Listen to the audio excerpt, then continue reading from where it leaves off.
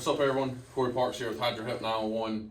Wanted to draw out some building construction today for y'all. We get a lot of customers when we go talk to them that don't quite understand what a footer is, or a girder, or a floor joist. You know, maybe they've heard it before, but just don't know exactly what it is. So I'm hoping this video will help y'all.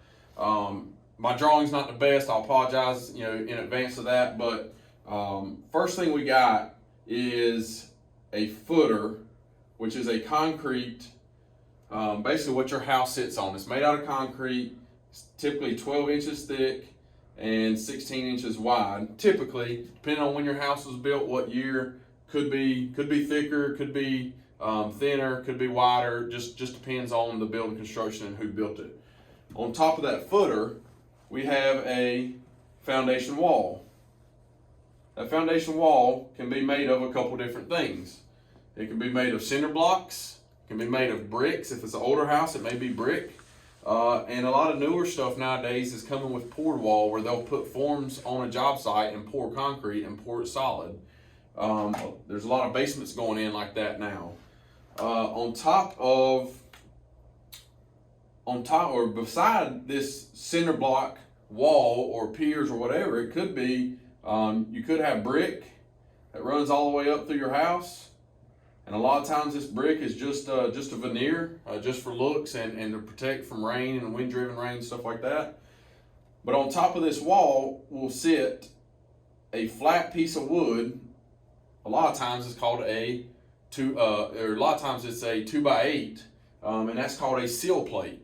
And this sill plate is bolted to the foundation wall.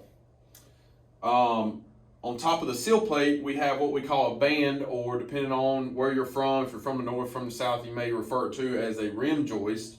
And that sits upright on top of the sill plate. That band could be a 2x8, 2x10, 2x12, just depends on how the architect or the engineer drew your plans out and how they were built. From here, that ties into the band, we have what's known as floor joist. And then floor joist will run over to either another foundation wall or another pier in the middle of your crawl space. And a lot of times, or most of the time, that pier is going to be sitting on a footer. If it's done properly, it'll be sitting on a footer as well. And then they'll have a pier built up. Cinder blocks. And then sitting on top of that pier will be another, a lot of homeowners refer to it as the main beam. It's actually called a girder. It'll be another piece of wood that sits here. And a lot of times it'll be double 2x10 sandwiched together, or it could be triple 2x8 sandwiched together. And so here, all in this one picture, you have a footer, you have a pier, a footer, and a foundation wall. And then you have a sill plate that's bolted to the foundation wall. Then you have a band or a rim joist, which is this board that runs right here. And then you have a floor joist. And then on top of that floor joist, you have your subfloor. And a lot of times that subfloor is 3/4 of an inch thick. And then on top of that subfloor, you have what you see inside of your house, whether it be carpet or tile, or luxury vinyl plank or hardwood floors, whatever the case is.